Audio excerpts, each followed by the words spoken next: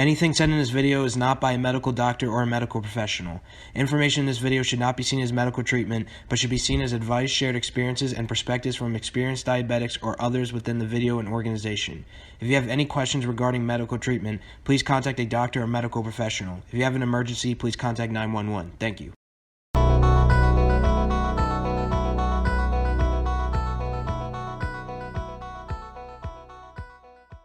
What's up, everybody? Ricardo Jr. here. Today's video is going to be an interview with Brandon A. Denson. He is a type 1 diabetic, former Michigan State football player, and a former professional football player in the Canadian Football League. Also helped start an organization, a little group called Bolus Maximus. They have a great podcast out. Brandon, thank you so much for coming on. No problem, man. Thanks for having me, Ricky. Yeah, absolutely. All right, so today's topic is going to be about uncomfortable situations, conversations, and questions surrounding diabetes. I think this is a very important topic. I think a lot of young diabetics go through these situations. And, I think the issue with it is a lot of the younger diabetics kind of hide from these situations.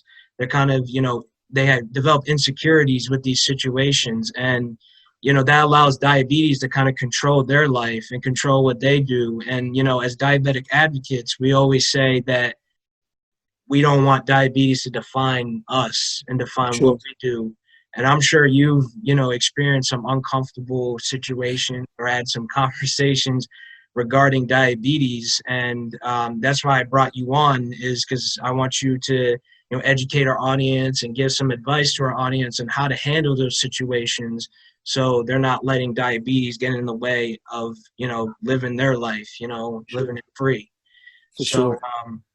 So let's get right into it. My first question is, when you are at a public place and you have to pull out the measuring kit or do insulin in front of everyone, how do you handle the situations of people staring or even gossiping about what you do? I think that's a good question. And I'll take it back a long time ago when I was first diagnosed, 17, going into my senior year of high school.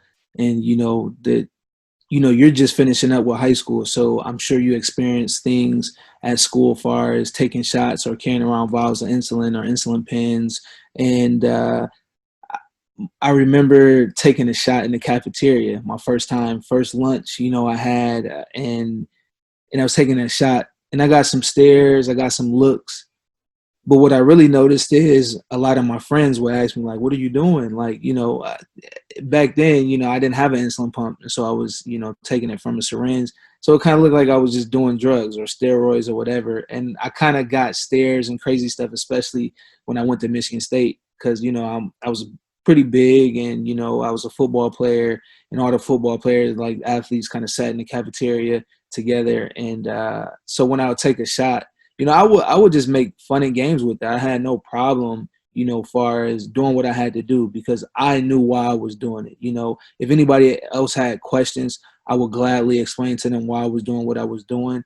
But I never really looked at it like I never was ashamed, and I think that's the biggest thing. Like, you don't have to be ashamed to take care of yourself.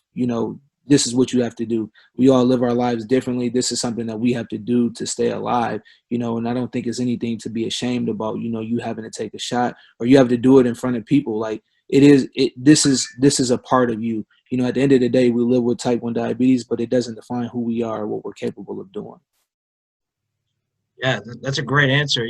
Also, what advice would you give a young diabetic who is afraid of taking their shirt off or having their bikini out at a place like the beach because they are scared of others staring at their CGM or pump site and even gossiping or approaching them about it? Because, this could be a very, scary situation. You're at the beach, your friends are – you have a nice little party going on. Everybody's taking the shirt off, going for the water, and then it's your turn to do it. And you're like, I don't want people seeing my CGM or psychs and be asking about it. So what advice would you give those young diabetics? I would say, just similar to, the first question, don't be ashamed. I think we live with diabetes, and it's already tough enough, so I don't think to put that extra added pressure on, our day to day when we want to have fun and let loose, or, go to a party, or, jump in the pool or go in the ocean. I think you just have to do it, and I'm really big on this because, when I was coming up, a lot of my friends would ask a lot of questions like, why was I checking my blood sugar? What was I doing this? And it kind of felt like, dude, you're being like super, super nosy. But what I realized, like, my friends really cared about me as a person. They wanted to make sure I was okay, So I think to anybody, that is struggling, or, feel like they're going to be made fun of for wearing it, wearing their devices or showing their devices off, I would just say, just go in, do it.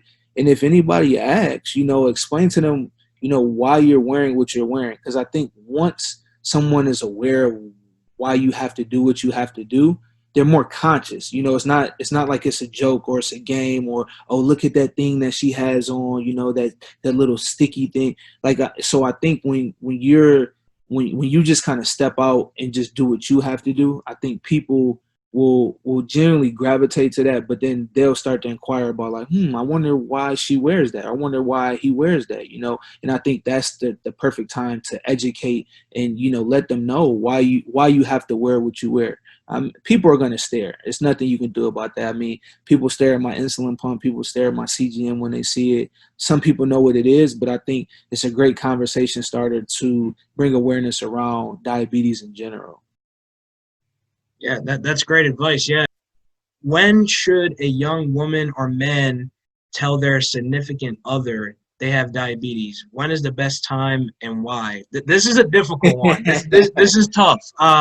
It's I'm pretty sure, for the people that have had relationships before that are diabetics, or, even younger diabetics who are, getting into relationships, it can be scary saying, hey, I'm a diabetic. You don't know what reaction comes out of that. Sure. Kind of like, oh, I don't want to handle that. But what advice would you give those younger diabetics to tell their significant other about having diabetes? I would say, just like any relationship or any friendship or anything, we all go through different things. And I think being vocal, being upfront about it, letting people know, I think your friends and obviously your significant other should definitely know that you have it.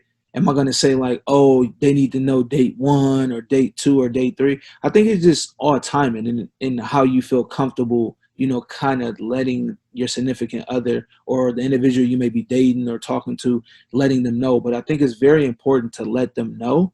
And I say that just because anything could happen, and it's better that they know than they don't know. And like I said, it doesn't have to be like the first day and like, oh, I have diabetes and, da da da da da.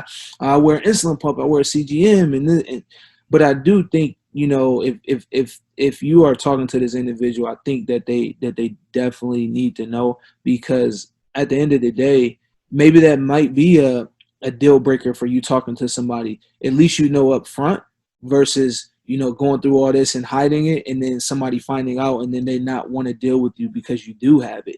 So I think it's always just, you be completely transparent about it. And I think at the end of the day, if somebody doesn't want to, if they're that shallow that they don't want to be with you because you have diabetes, they might be really doing you a favor at the end of the day.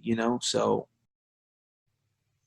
Yeah, that's amazing advice. Next question. How should diabetic athletes in high school or college approach their coach on having diabetes? What should they say? Now, you being a diabetic athlete, and me being one as well, Yep. I think you would know that some coaches react differently to this. I've had coaches where they're like, okay, no problem. But I've also had coaches like, whoa, like what did he just tell me? Like all like worried about me, thinking like I'm like gonna die one day on the field. Yeah. Like, Yeah. but what would you say to those diabetics? How should they Uh, approach coaches? I'll say you definitely got to, you being an athlete, it's kind of hard to keep things from the coach. I think, and then I say, especially in college, coaches like dads, man, they find out the stuff that you don't want them to find out, and the stuff that you definitely don't want them to know. But I think, you have to. I don't think you should ever try to hide it from your coach. I know I've talked to other, athletes, teens, aka adults now. And they used to tell me like they wouldn't tell their coaches when they were getting recruited that they had diabetes. And I said, well, you don't want to do that, because I mean, at the end of the day, if you haven't signed anything, then technically, they can pull that commitment back. So you just want to be transparent in those situations. And like I said before, I think just being open and honest about it, and and then you got to kind of make your adjustment from there. I've heard from stories from some coaches that from individuals that I've met, like their coaches just didn't understand it, so their playing time was very limited, because they didn't want that liability. But I think one thing that was really good on my end, I would say in high school and also in college, my trainers knew, my head coaches knew, my position coach knew, special teams coach knew, like my strength and conditioning coach knew. So all my coaches were fully aware, and I never had any issues, but they responded well. If I think in 5 years at Michigan State, I think I missed one weightlifting session, and that was just because I had like a super super low. But I think at the end of the day, you definitely want to tell you definitely want to tell your coaches, and not that they will be the one probably doing something. They'll probably be the trainer, but 9 times out of 10, you just want to you want to make sure everybody knows. Just in case. Like I said, it's nothing to be ashamed about. It's nothing to be afraid to talk to your coach about. You have to do what's best for you, and ultimately it's for your safety. That's Yeah. yeah, like you said, you just got to tell them. It's Yeah. you have to. It's part of your life. Yep, and it's good to hear that, because I think anybody that ends up listening to this, you want to play for a coach that has your back, because you have their back, so you want them to have your back. We didn't ask to have diabetes, and like I said before, and I'll always say, we live with type 1 diabetes, but it doesn't define who we are, what we're capable of doing. And if somebody wants to point me out and pretty much say that I shouldn't get as much playing time, or that they don't want to kind of deal with me because quote unquote my diabetes may be a problem, though you probably don't want to be on that team, because whether it's coaches, trainers, support staff, who's ever helping the team, like you have their back, and they should always have your back no matter what. So Yeah, absolutely. That's wonderful advice. Next question. What advice would you give young diabetics who are not very comfortable about talking about their diabetes when somebody asks them about it? How should they respond, and how can they work on getting past this fear? I think you just have to have an open mindset. And when I say that, I mean you have to look at it as if the roles were reversed. Let's say that individual, let's say you didn't have it and somebody else had it. You want to make sure that they're okay, they're fine. You have to, I guess you have to see it from both sides. And I think sometimes we're always stuck on the diabetes side, 24/7, 365. It's nonstop. So sometimes I don't even think we take the time to think and say, hey, like, I don't even know what this, how this person, would actually look at me by me talking to them about my diabetes. But I think it's important to talk about it. No matter what. I think it's when we look at it, you have to just be open. You have to be open. You have to be understanding. And I think that's what makes living with diabetes like a gift and a curse, because everybody, we don't want everybody in our business, but at the end of the day, like this is our life. It's our life. So it's important to just be okay with talking about it. It's you dealing with it.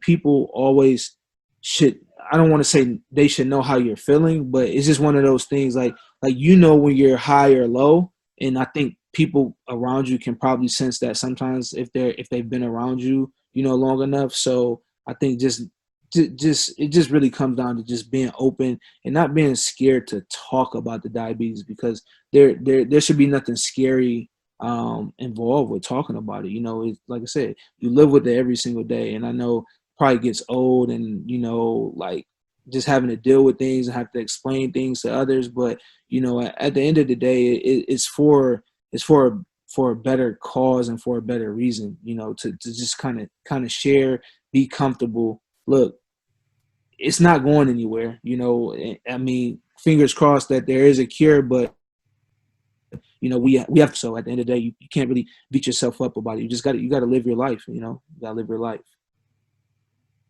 Yeah, absolutely. That's amazing advice for those young diabetics. So that's going to wrap up all the diabetes questions. But we have one question that's for fun that I Okay. think you're going to like very much. Since you're a football guy, I have a little football question. And, knowing that you lived in Massachusetts, at some point in your life, I think this one's going to hit in the heart pretty well. Um, I think so I the know where this question, is going. I think I know where this is going. yeah, I think you know it too. So the question is, who deserves the most credit for the New England Patriots' success, Tom Brady or Bill Belichick, and why? You know what?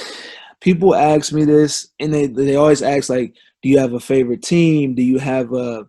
I don't have favorite teams. I like players. I'm big on players. I'm big on giving players credit when it's due. A lot of people be like, oh, he sucks. He sucks.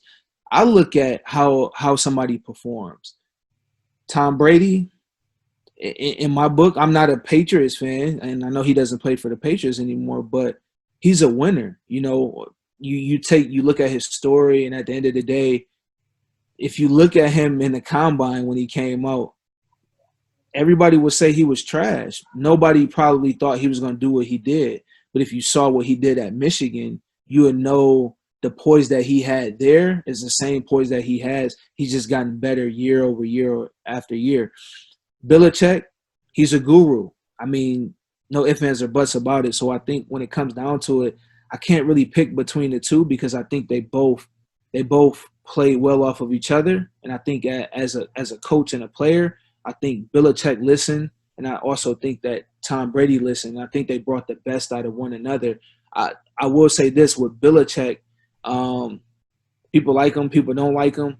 I think he has a pretty sound system. And I think anytime you have a great system, you can plug and play players anywhere, whether it's offense, defense, special teams. And I think they've shown that year in, year out. So I'm going to have to go 50-50 split on this one. I'm going to have to go 50-50 split. Brandon, thank you so much for coming on this interview. Really appreciate it. Like I said, the audience, Brandon is, a big diabetes advocate. He's been through it all. He's a veteran in diabetes. He's been an athlete with diabetes, and he knows exactly how it is. So before we kind of wrap up, Brandon, do you want to give the audience, you want to have a chance to spell out your contact information, maybe your Instagram or that, and, Sure. put out your Sure. podcast or something? Yeah, so you can follow me on my personal Instagram. It's Brandon .a.denson on Instagram, and you can also find me on Facebook at Brandon A. Denson on Facebook. You can also find some stuff that me and my partner are doing in the diabetes space. We have a group. It's called Bolus Maximus. We just released a podcast, so you can check it out. It's on all major platforms.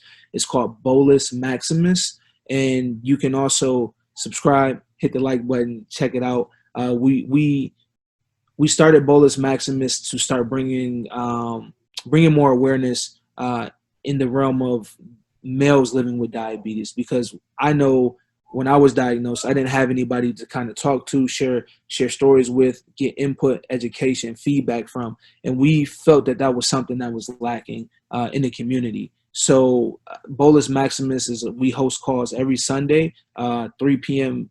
Pacific Standard Time, which will be 6 p.m. Eastern Standard Time, and it will be 11 p.m. UK time. So we host calls every Sunday, and if you want to join, please feel free to join. And you can also follow Bolus Maximus, on Instagram at bolus.maximus.